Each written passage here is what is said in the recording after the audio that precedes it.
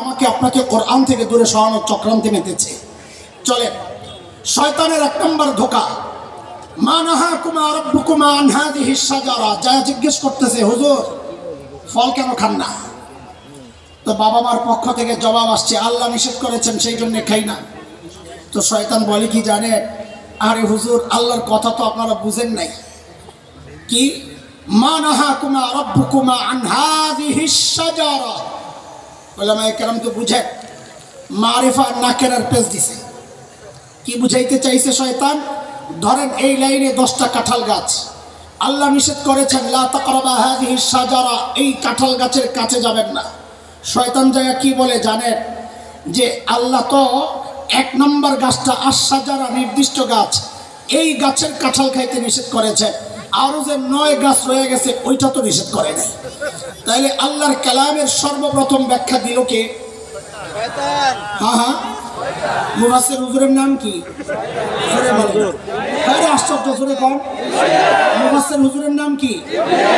কাজী নামের শুরুতে মুফাসসির, আল্লামাতুদ দাহার, ওহিদুজ্জামান, গুলিস্তানের কামান, 5 তলা টুপি, ইয়া হাবাকাবা, গালের মধ্যে মাখা, লিপস্টিক লাগানো দেইখা পটর পটর ইংরেজি শুই নাই কাইট হয়ে যায় না। আগে দেখেন লেখাপড়া করছে কার কাছে?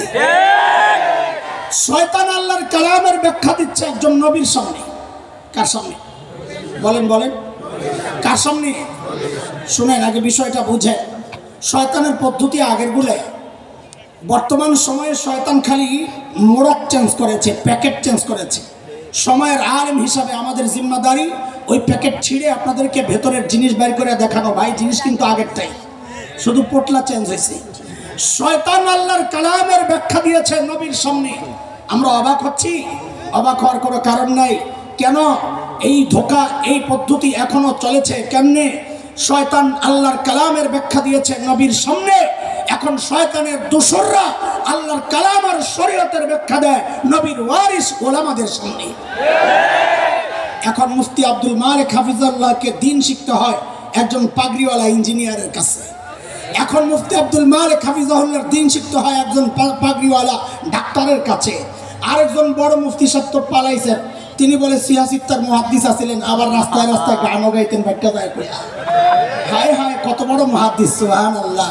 আমরা অবাক হই নাই কেন?